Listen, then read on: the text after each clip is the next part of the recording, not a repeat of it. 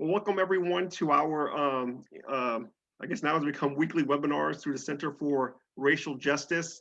We're very, very honored today to have a very distinguished gentleman, James Meredith, who was very instrumental in the integration of Ole Miss University in 1962, and it was also the first African-American student at Ole Miss.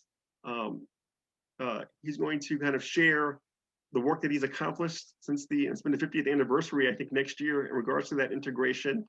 And so he's going to share his experiences with us, talk about the Ole Miss riot of 1962, and all the after effects preceding that event, and share with us as we conclude this webinar and where we are in the state of integration among African Americans in this country. To lead us in the interview is our executive board member, Hersy Jones from the Center of Racial Justice. I'll have him introduce himself briefly, and then we'll get started with our interview with Mr. James Meredith.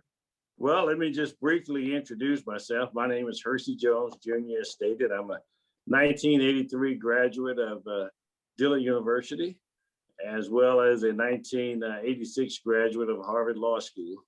I've done many things in my life and around, but today we're here with a very good friend of mine, Mr. James Meredith. Mr. Meredith has agreed, and we are so thankful that he's sharing his time with us so that we can learn more about what we read about in the history books. So I'm not going to waste any time. Mr. Meredith, tell us about Ole Miss. I saw you were a junior at Jackson State, and then you applied to Ole Miss in 1961. What brought that about? My goal was to break the system of white supremacy.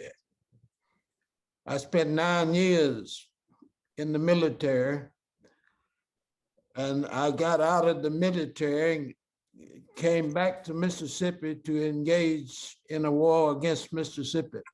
Now, who was the general of that war? Because I saw Medgar Evers' name mentioned, and in all I had read, I did realize that Medgar Evers was involved with Ole Miss.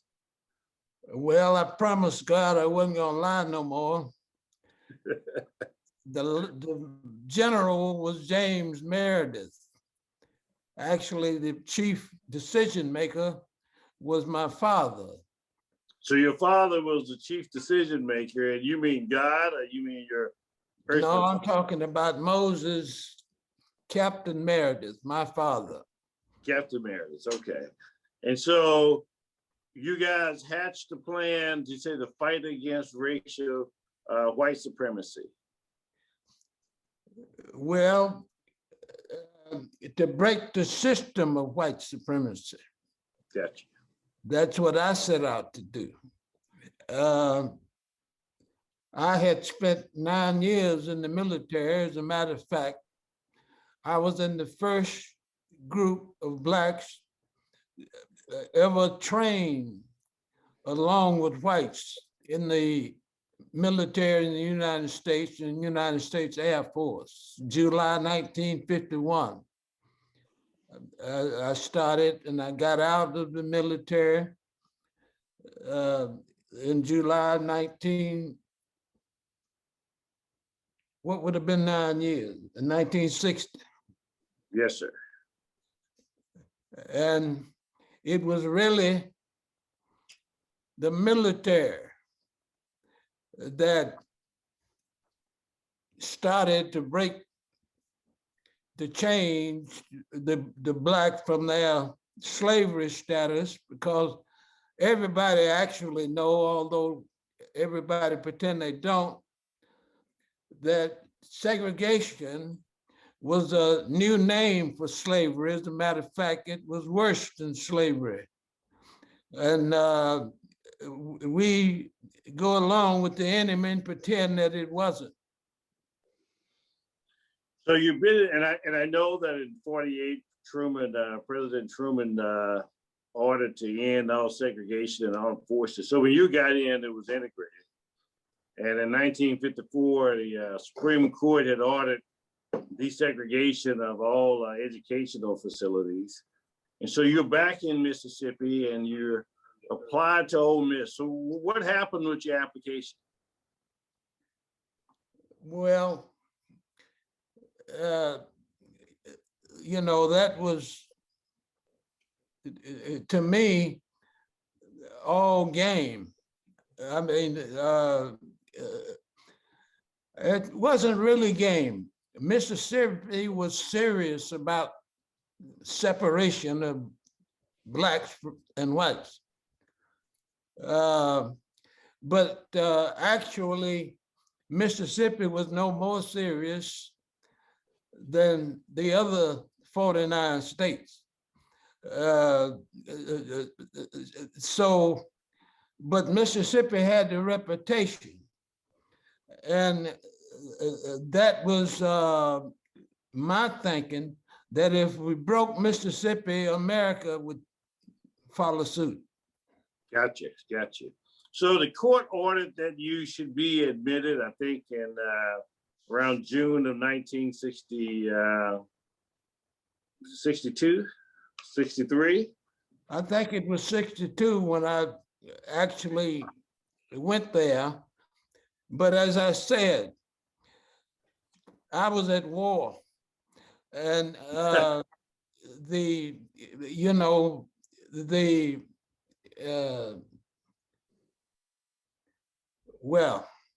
let me ask you, when you got there, what was the environment like when you showed up at Ole Miss to say, hey, I'm James Meredith and I want to be a student here? Well, most people saw my picture, and you know, I looked to myself like I had put a kicking on my enemy. And that's exactly how I intended to look. So, you know, quite frankly, Lord have mercy. Well, let me say this. Let me interrupt you there. I saw a picture of marshals escorting you on the campus. Was that necessary?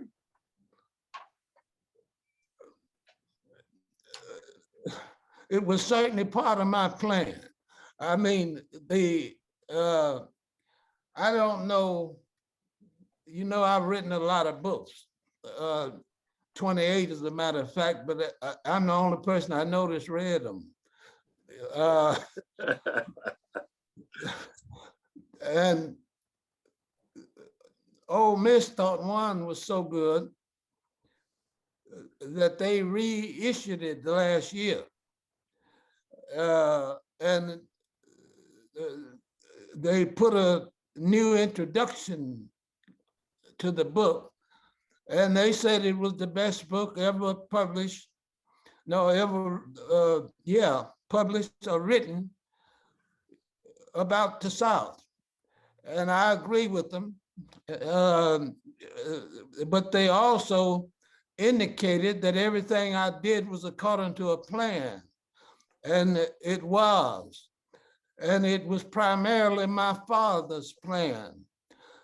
I mean, one of the biggest misconceptions is that the fight for betterment for blacks started with the so-called civil rights movement. That absolutely is not true. As a matter of fact, well, anyway, I'm going to answer your question from now on. Well, but go ahead and talk, Mr. Meredith. This is a conversation, so feel free to go stray away from the question if you see fit. Let me ask you, were there threats when you were on the campus at Ole Miss? I mean, well, I know there were threats. Tell us about threats. They shot up my father's house. I mean, and my youngest sister,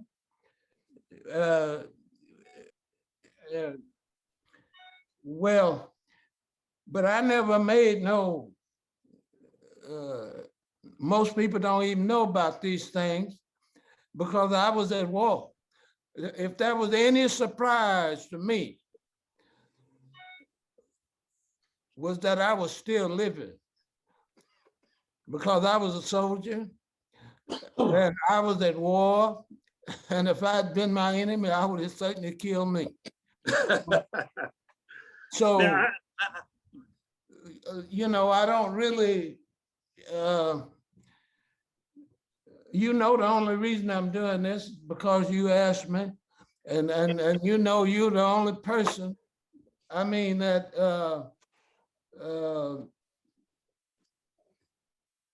well, that I asked you because I yeah. want you to share with the world and the country that experience so that the young people can learn what it was really like and what you really had to go through to get to where we are today. But you know, that's the thing. Everybody think that I suffered. I ain't never suffered nothing in my life that I know about, that I remember. And I always thought that, well, Yeah, I know you say you didn't suffer, but I read where there were 3,000 at one point and 20,000 at one point soldiers in Oxford during the integration. actually it was over 33,000 troops. Exactly. But Mississippi is so smart, they kept the world from knowing, and particularly Mississippians, they don't know that ever happened. Let me ask you, how did the troops get there?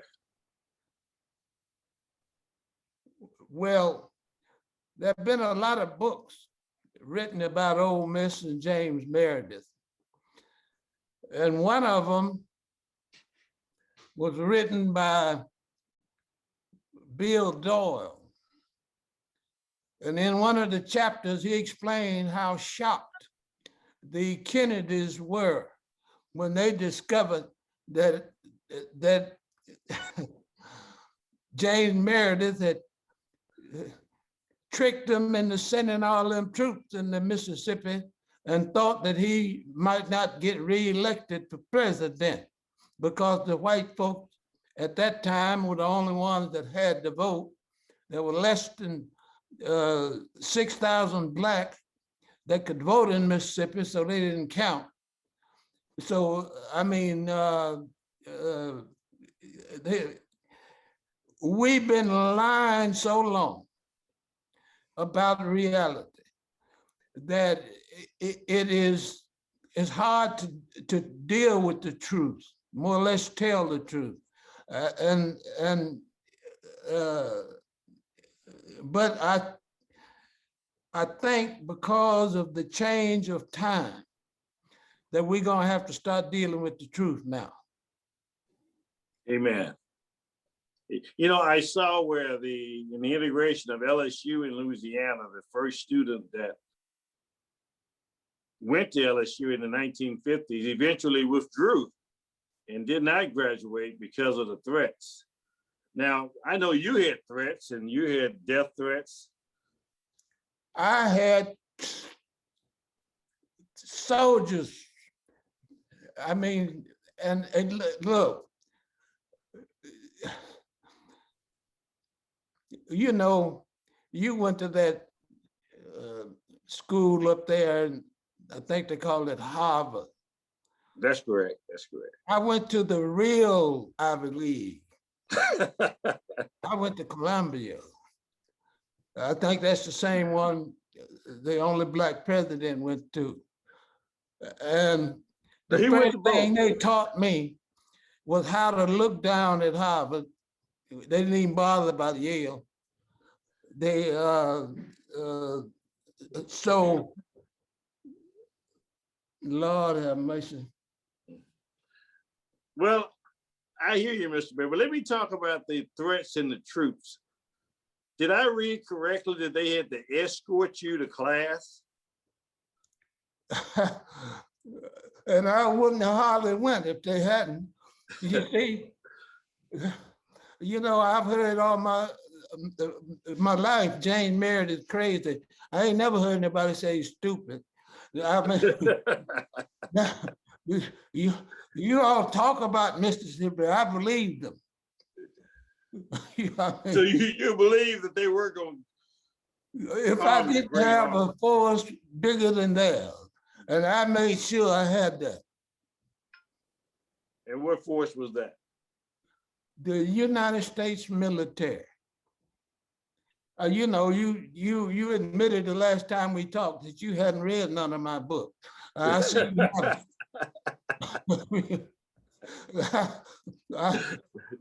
I didn't quite admit that, Mr. Barry. but you went to Columbia, and what do I know? So I'll just defer to whatever you say about that. But I saw about these troops, and I read about the threats, and then I saw you graduated in August of 1963. I would have thought that would have been too many distractions. Look, you understand. Ain't nobody ever bothered to find out what James Meredith knew. There was nobody in America that knew more about America than James Meredith. Now, and I don't think there's nobody that knew more about white folks than James Meredith. Well, what did you know that others did not? You ever heard of W.J. Cash? No, I haven't. All right. He wrote the book entitled The Mind of the South. I read The Mind of the South, and right now, I was so impressed with Mind of the South. In my papers up at Ole Miss, it's still there. I bought my own copy. But more than that, I read all of the news for 9 years in the military. The Crisis magazine once a month, all of the black newspapers every month, and all that was talked about. From 52 to 60 was the so-called Black movement. And so I guess, you know, the people earlier wanted to know what to call me. But I noticed that they was doctor this and doctor that. I got one of them too.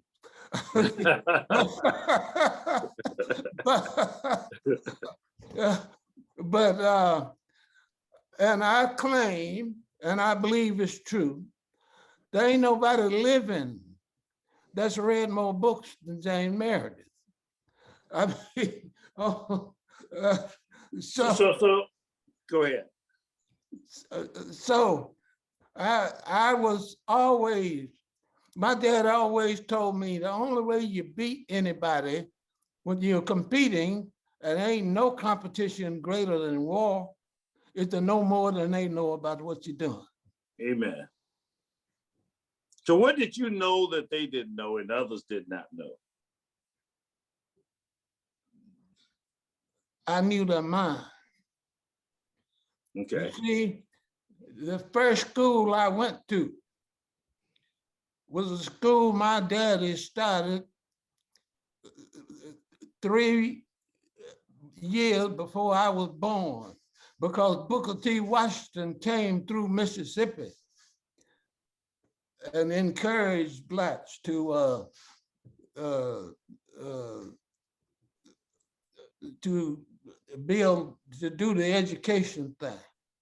I mean, they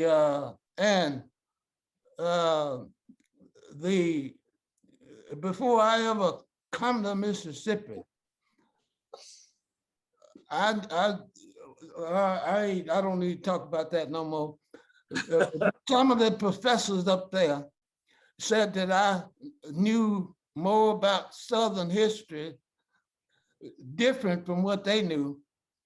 But I might not have been smarter than everybody, but I always thought I was. Now, so when you you decided you and your father to integrate and take on white supremacy by integrating Ole Miss, you were prepared for it, you're telling us. Absolutely. Not only that, I know you all ain't old enough, but during World War II, you had rationing. You had to have stamps to buy gas, to buy sugar, to buy a bunch of stuff. It was my father who got that from the powers that be and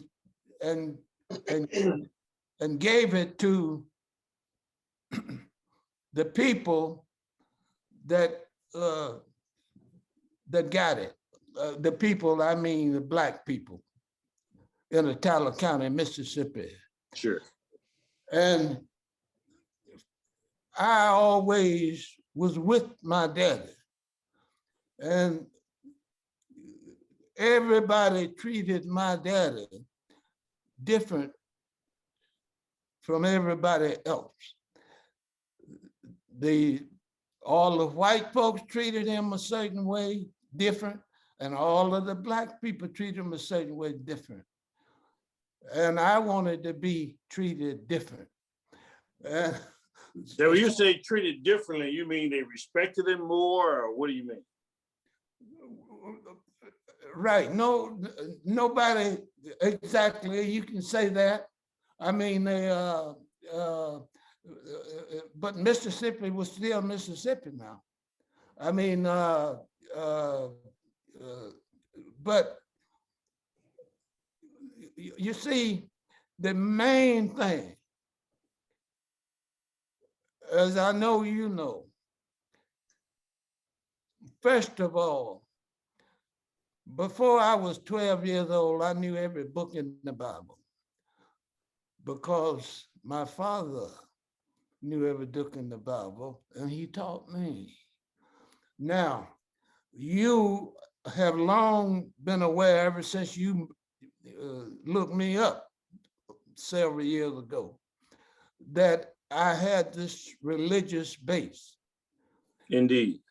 And that my whole mission in life is to get Blacks on the God's will kick as described by Jesus Christ.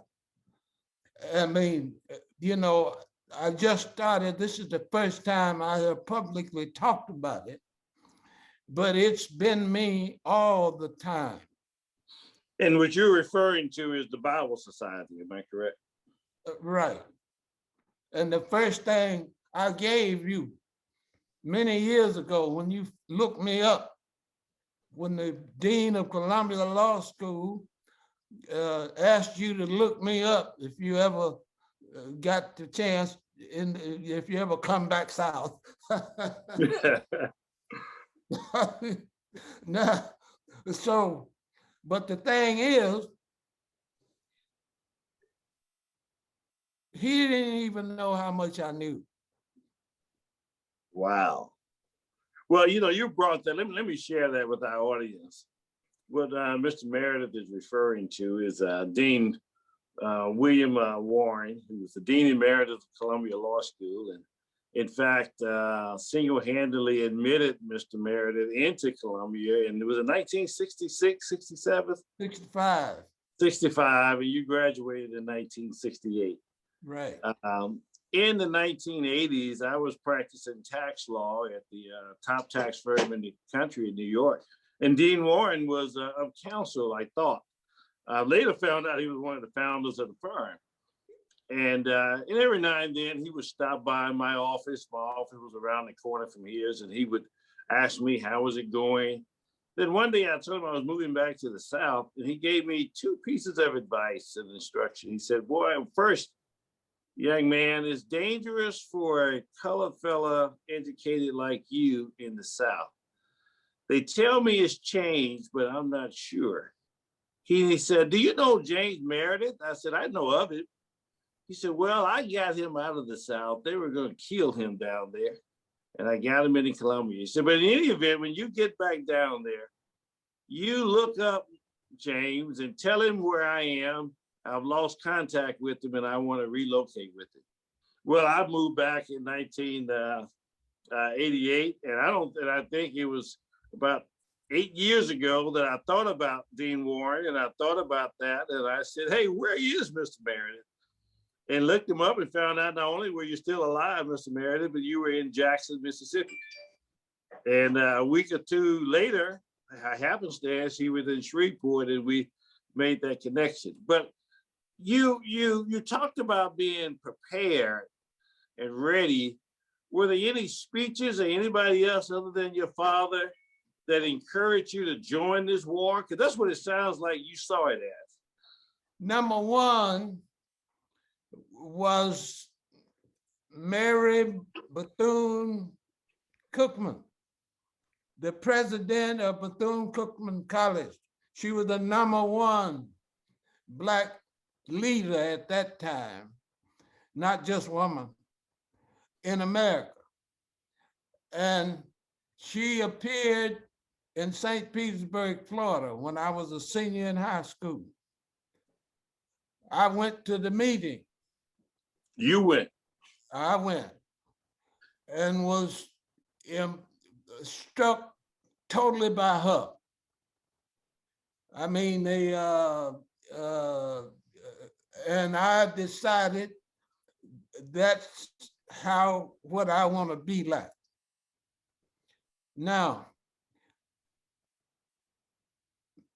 in 1955, 1 year after the Supreme Court decision, Martin Luther King did his thing in Alabama, and he became a superstar. When I came back from overseas to come back to Mississippi to start my war, accidentally, the first person I ran into was Martin Luther King in Oklahoma City. And that impressed me beyond a doubt. How so? Because the same thing that Bethune-Cookman, it wasn't, actually, I could not hear what he said. I could only get to the window so I could see in the church where he was preaching. Well, when I got there, he was raising the big money. I mean, that was back in the time when the regular collection take over, and then the big preacher raised the $20 and $50 bills of money. Now, but it was the excitement of the people that I was impressed with. And that was when I was on my way back to start. Now, how old were you at that point? How old were you at that point? I was 27. 20, so that's 10 years after. Years. I went in the Air Force at 18, spent 9 years in the Air Force. And that 9 years was the 9 years after 54. And America, not Mississippi, Mississippi too, but America, the black-white thing took a deep dive. It was bad. And the biggest lie in America was that the North and West was good and the old bad South was bad. I guarantee you, Minnesota has proved what it was really like. You said they were all bad. and Ohio is duplicating Minnesota. So so I'm gonna shut my mouth. But I hear you saying that Dr. King at 17, you've heard Dr.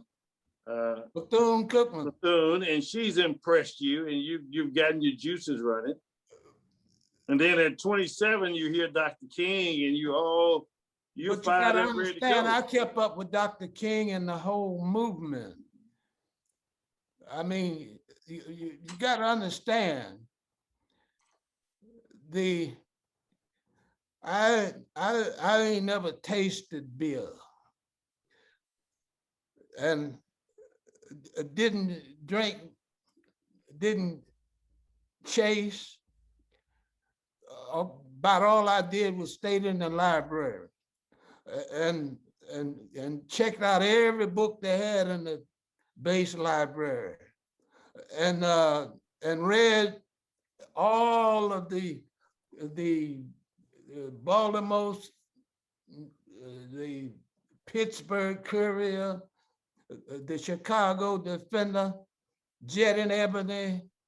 I'm talking about every week. Every week. Every week. I mean, I knew what everybody was doing. Good white folk, bad white folk, good black, bad black.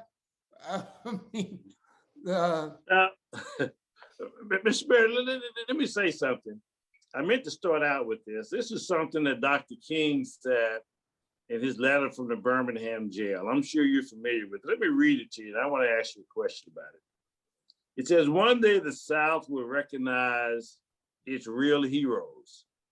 They will be the James Merediths with a noble sense of purpose that enables them to face jeering and hostile mobs, and with the agonizing loneliness that characterizes the life of the pioneer.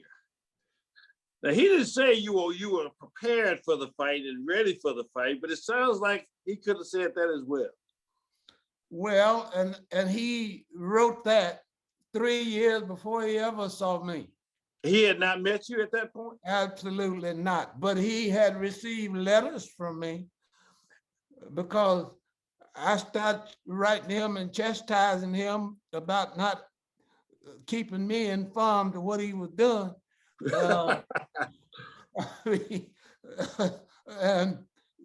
So well, let me ask you more about that relationship, because he said some glowing things. I mean, you can't get a better civil rights leader than Dr. King to say such great things, and he said them about you. Tell me about, did you ever meet him? He's the only one of the so-called leaders that ever bothered to talk to me.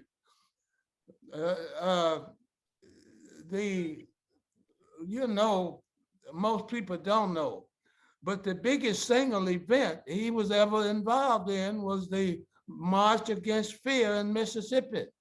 Tell us about that. Better known as the James Meredith March Against Fear. Actually, I never participated in that because I don't participate in protests. I started a walk against fear. And that's what your march was, a war against fear. Walk, W-A-L-K. The walk. Now, is that the one where you got shot at? Right. And Dr. King took over after I got shot. But that was in '66, and that was actually the first time we had ever met in person. The only real conversation was 2 times. He invited me to Chicago to support his movement up there, and 1 time in Philadelphia, Pennsylvania, which they wouldn't allow him really in. So when he spoke there, he invited me to join him. Now, I understand he came to Mississippi once and you picked him up at the airport. How did that go? Well, but you see, he didn't know it was me. I think he later found out, but he never told me he did. I mean, What do you mean he didn't know it was you? How did that come about? well, the first movement in Mississippi was what they call the Tougaloo Nine. 9 students from Tougaloo College. Tougaloo is similar to Dillard, you know, so the black school. And of course, the Jackson police arrested him and put him in jail and didn't let him out right away. They invited Martin Luther King to come and speak. And he came, and everybody was scared to go to the airport to pick him up. So I heard about it and drove out to the airport, and sure enough, there he was with Jose Williams. I think, yeah, Jose traveled with him a lot. He well known. They were standing there, and I picked him up in my Volkswagen, and Jose fussed at me all the way to Tougaloo because he thought I was supposed to pick him up and I was late. But he didn't know whoever was supposed to pick him up didn't come because they were scared. They had chickened out. Okay. Right. Now, so I went, I took him out there, dropped him off. Dr. King never said one word the whole time. He just sat there. And that night I went to the meeting. And when he finished speaking, he asked for questions like most people do at college events. And I asked him if he was serious about civil rights. No, I mean, not civil rights, about nonviolence. And he wanted to answer the question. But them people out, them blacks in Mississippi, usually referred to as by another name. We don't want to use that name. But out of that chapel. They put you out. No, they threw me out. They didn't put me out. They were scared to go pick up Martin Luther King, but wouldn't let him answer my question. So you didn't agree with the nonviolence approach? I thought everybody knew that. I was a soldier. And what soldiers did was kill enemies. So, I mean, so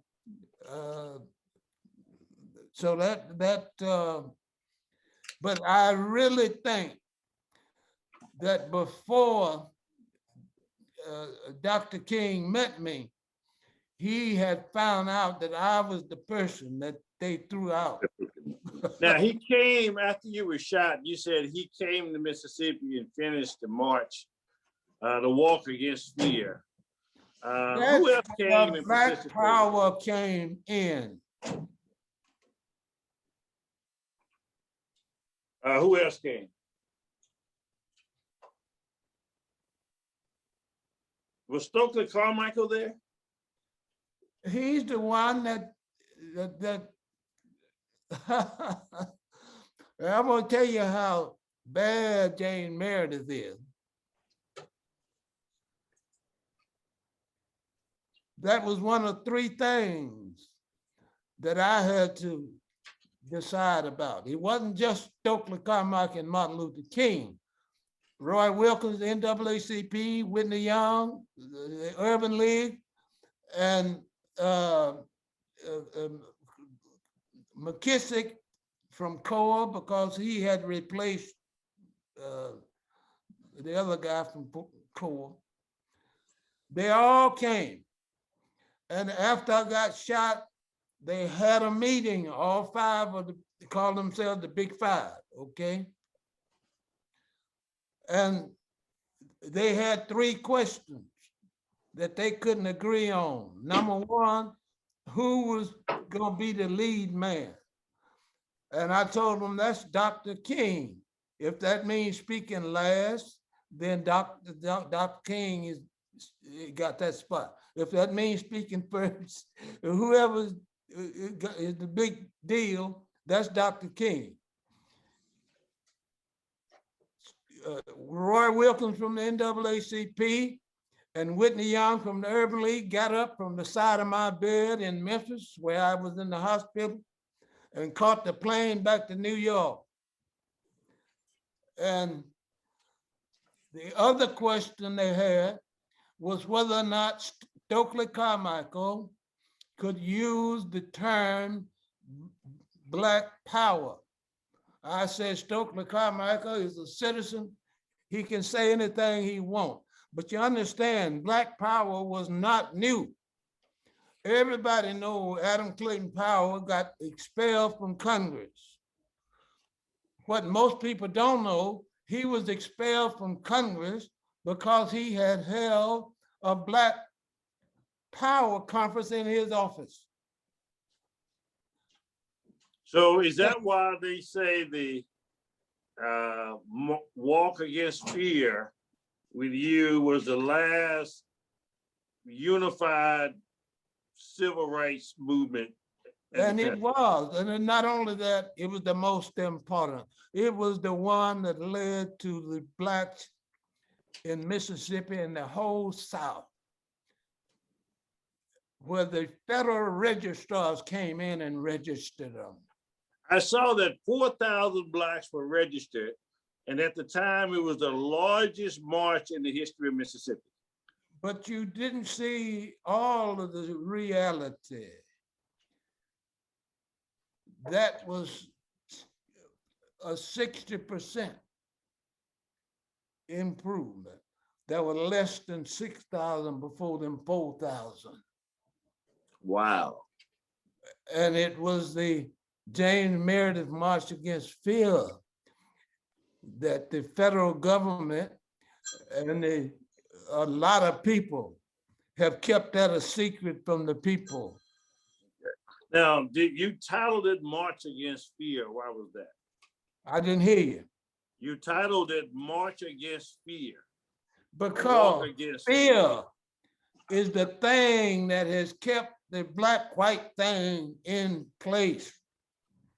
Everybody know that, everybody pretend they don't, just like most Blacks pretend that they didn't drink none of that colored water. And they all lying.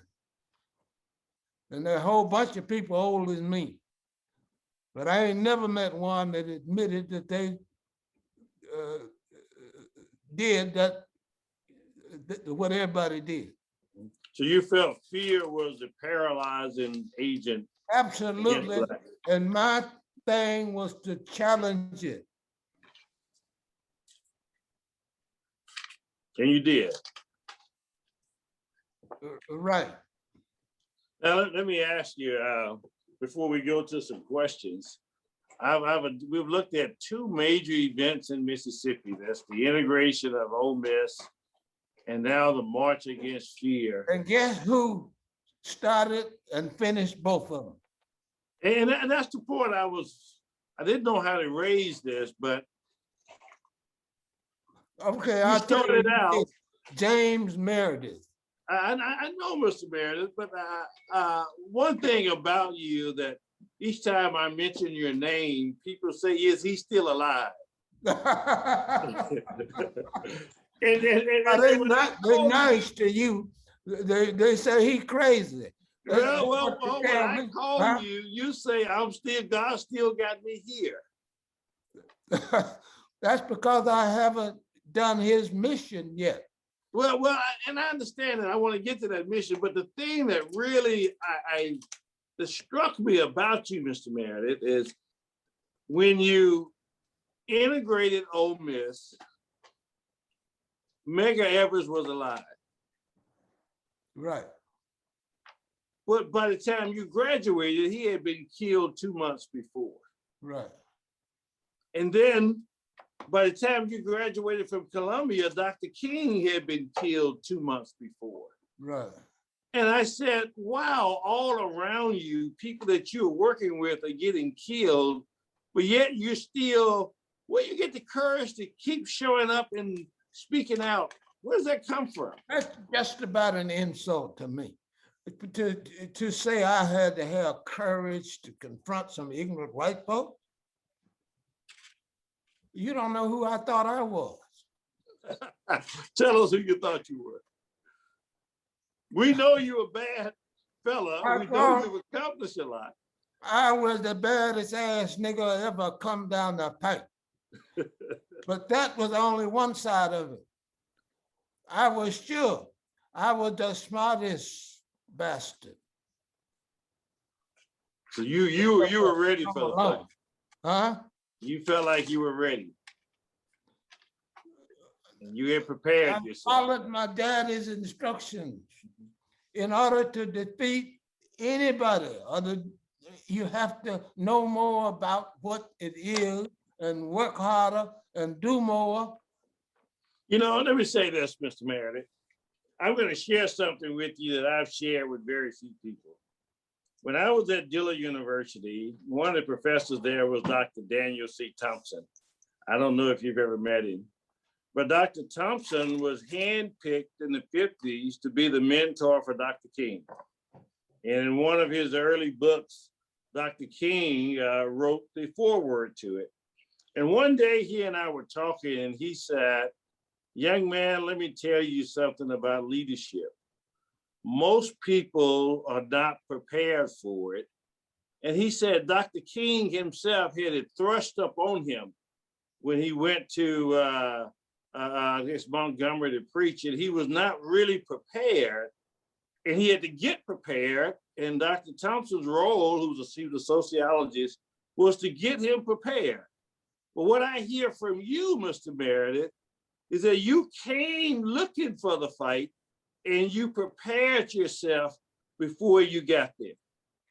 I came looking to whoop the enemy. Wow. And Dr. Bethune inspired you and put that in you. Well, it was the way people responded to her. I wanted them to respond to me because it was just like my daddy. I have to tell you, I mean, you know what rations are. Ration stamps, it's just like food stamps. In other words, poor people have to get used to food stamps. To get, the government gave them to get so much during World War II, and I ain't never heard blacks talk about this because most of the whites used to take it for themselves. You understand that? I didn't see it in America, I'm sure it happened, but I saw it in Africa. When I went to Africa to school, when I finished Ole Miss, I saw the people, the food that's supposed to go to the people, the biggies took it. We didn't all heard about that criminal, We have. You know, that graft and all of that. Now, it was a big deal. I never got involved in whether he was fair or not, but whatever rations, whatever gas that people could get stamps to buy, whatever sugar or coffee that they could get to buy, they had to get it from my daddy. And they, when people got in trouble, they had to come to him. They talked about him like a dog, but whenever they got in trouble, they had to get out of town. And I know people that kill people that he got them away from there. I mean, so you said you wanted to be important. Treated my daddy different from what they treated everybody else. I'm talking about white folks and black folks. And you wanted to have that same Absolutely. And everybody treated Bethune-Cookman different from anybody I had seen since my daddy. And the way they treated Dr. King was even bigger and more impressive than that. And you wanted to be like that. I wanted people to do me like that. And to do that, you had to do something to earn it. Do something. And frankly, I think that the Black race is now God's chosen people, and we are chosen to lead the Christian world back to God and his will and to Jesus Christ and his teaching. What's your recommendation for the solution to the plight that Blacks are in now, since you've raised that question? I just finished describing it to you. There ain't but one solution. That's to do God's will, to build God's kingdom on earth according to the teachings of Jesus Christ. And I've been trying to find somebody to buy my theory. And so far, I found 3 people. And the third one, I just put a letter in the mail today. And it was a Black female student at Ole Miss. Amen. Amen. Amen. Dr. Meredith, we have enjoyed you. And I think we're ready for questions. Are we ready for questions, Dr. Esmond? Do we have any questions for Mr. Meredith? If you can post them in the chat. Any questions from the audience? If not, and while we're waiting, I have some I asked some people before. And one question they wanted to know was, when you integrated Ole Miss, were all Blacks supporting you, or were there some against you? Well, I'm going to talk about 2 Blacks. The ones at Jackson State, the Black school that I was attending, and the ones working at Ole Miss. I'm going to start with the Jackson State. If you read my book, 3 Years in Mississippi, you will see the problem that I had. According to the president of the university, almost every teacher at the university wanted to hang my butt from a high street because they thought if Blacks went to white school, they would lose their good thing. The students were mad. Mississippi had passed a teacher pay for Blacks, $2,300. The average Black teacher in Mississippi was making $500 or less a year. $2,300 was a lot of money.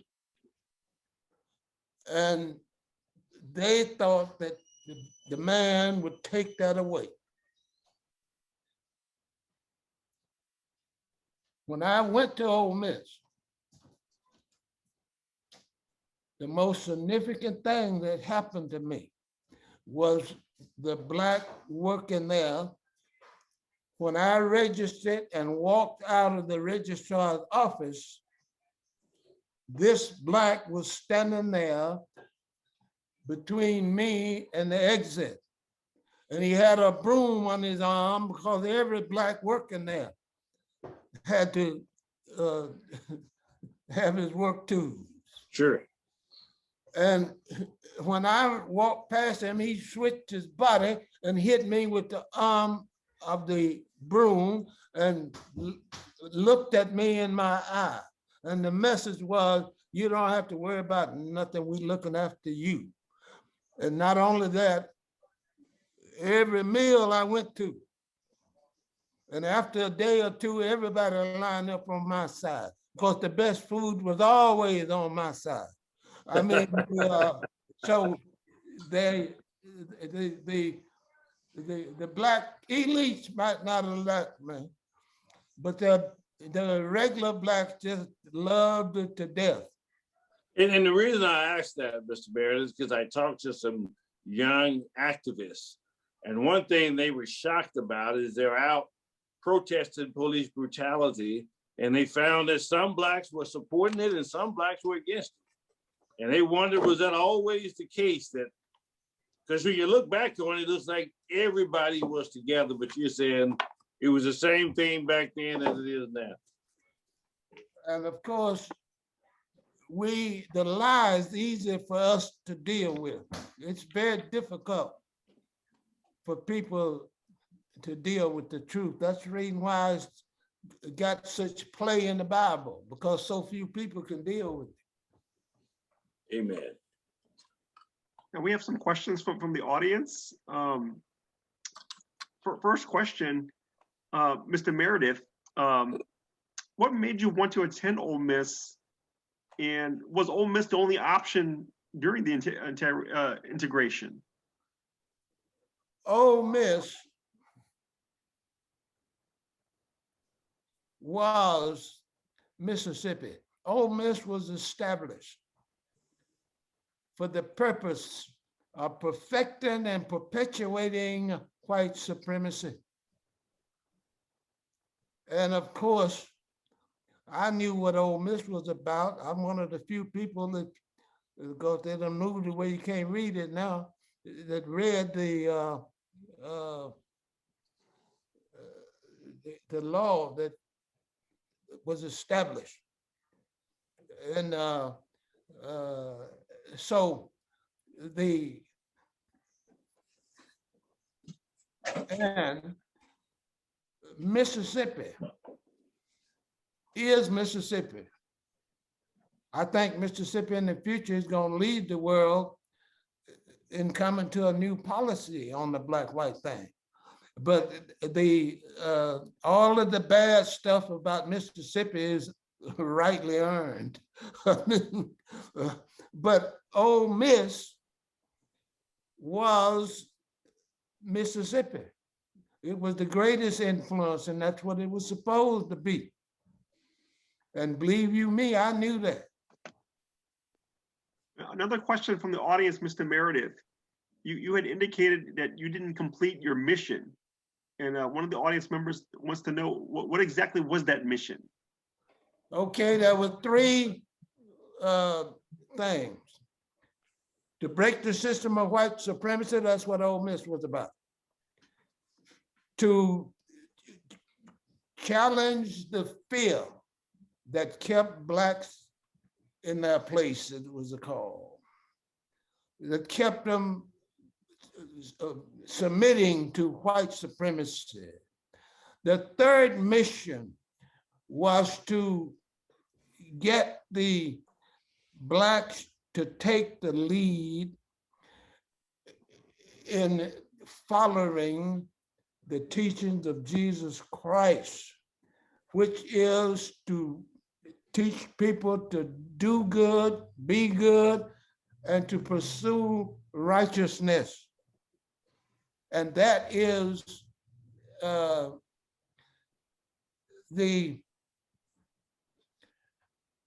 I've been afraid to do that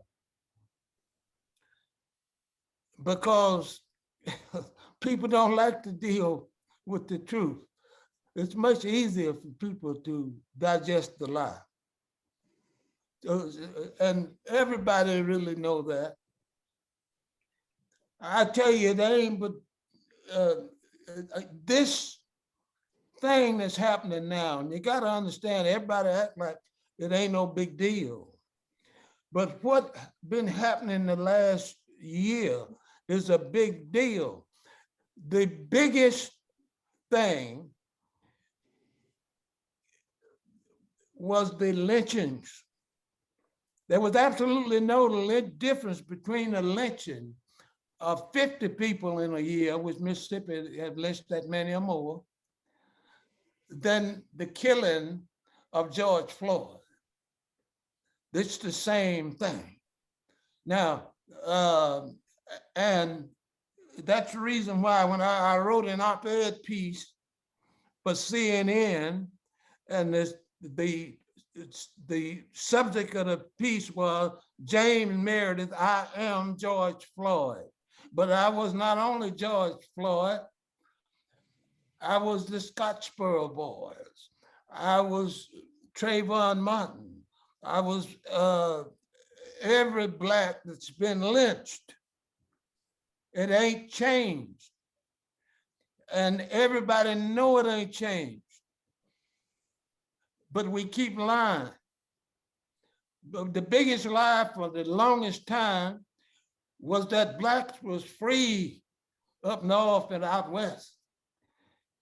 But look, it was out west that Rodney King happened. It was up north, up at the upper end of Mississippi, that George Floyd happened. And I'll tell you what's bigger than George Floyd is Brooklyn Center. Mark my word, it's gonna be bigger than all of them.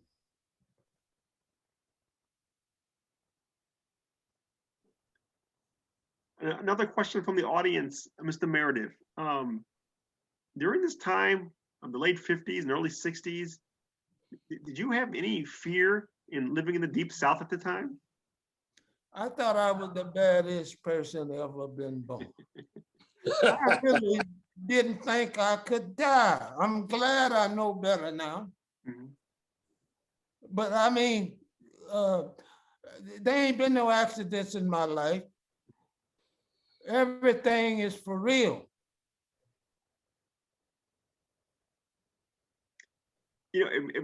Next question from the audience, and maybe you just answered this, how did integration make you feel personally? Were you hesitant at first?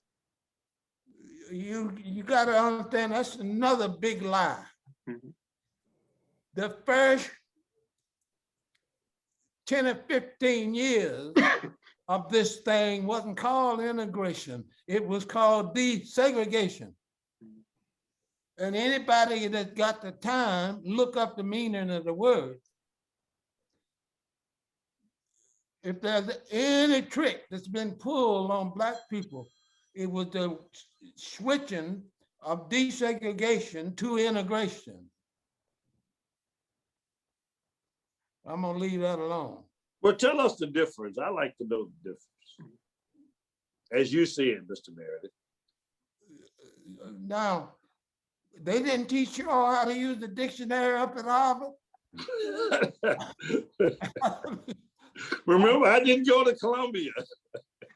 I understand now. I told you earlier, the first thing they taught me was how to look down at Harvard. Now I'm starting to understand why. I think I agree with you, Mr. Meredith. Another one of our attendees asked the question, Mr. Meredith, when you were thinking about this during 1962, how was the support initially from the community? Did anyone give you suggestions or advice, or did you receive flack from the community as well? Now, I told you, the big decisions were made by my daddy. Mm-hmm.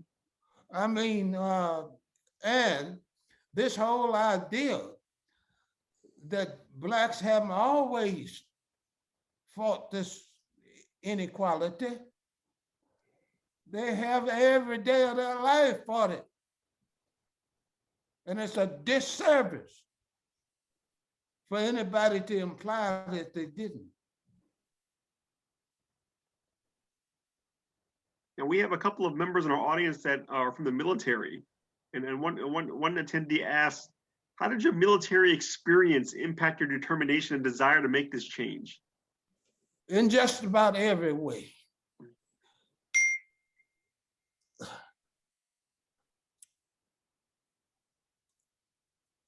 The best book that some people think written about the Mississippi James Meredith thing at Ole Miss was Professor Charles Eagles, who is now still the highest paid professor up there. And he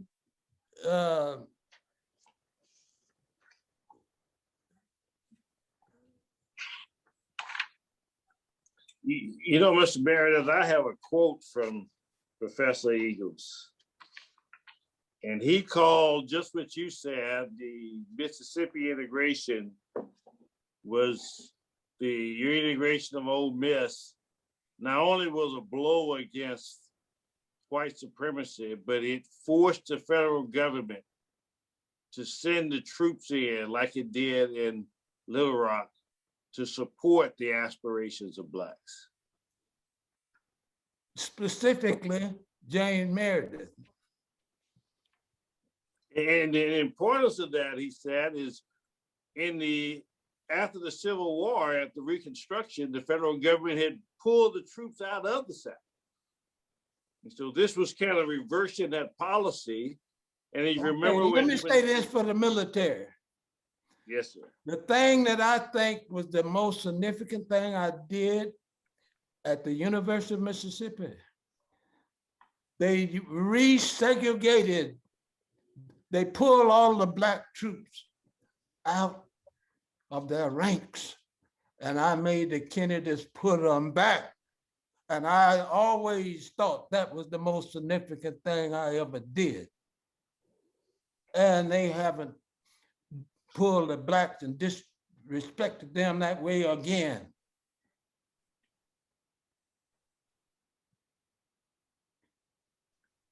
And if you don't find it in none of them other books, you certainly will find it in my book. Because I like to brag about how tough I am.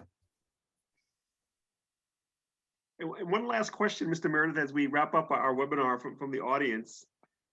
Did you ever feel as though, and I guess this, you've kind of answered this, in terms of making a difference, and you certainly have made a difference, through your life. Do you have, I guess I'll ask this question, do you have any regrets? You certainly have made a significant difference. The only regret I have is moving too slow. I mean, I've been promising God for over 50 years I was going to do this last mission of establishing God's will on earth as articulated by Jesus Christ. And I've been scared because I knew people didn't want to do right and they will punish you when you put pressure on them. And you can put pressure on people just by promising that you're going to do good. I mean, because people want to do what they want to do. Well, Mr. Meredith, our time is run out, and I want to, from the bottom of my heart, thank you for joining us this evening. It's been such a pleasure just to meet you, to be on this webinar with you. It's been eye-opening, thought-provoking, and we certainly want to meet you in person. As we get past this pandemic, we want to invite you to Dillard University campus. We'd love to have you on campus. Now, I don't know if Hersy told you, but I spent a number of days on Dillard. As a matter of fact, one of my best partners was Jim Dent, the president's son. And of course, in 1961, Blacks couldn't just stay anywhere. We had to go to court in New Orleans, and it might have been some other places, but the only place that I knew that we could stay was Dillard. And that's the only place I stayed. But we want to have you back. We do. Well, thank you. Everybody got to die from something. My daddy used to always say, might as well be one thing as another. Mr. Meredith, I too want to thank you for taking out your time and sharing your thoughts with us. And you have been a blessing, and you are a national treasure. Well, I told him before you come in that there ain't but one way I would be sitting here in this chair, and that was you. Well, I thank you. Well, we want to thank Mr. Jones for inviting you, and certainly our audience for joining us. It's certainly been a pleasure to have you. We look forward to meeting you in person at some point. So thank you so much for joining us in this webinar tonight and sharing your experiences. Thank you.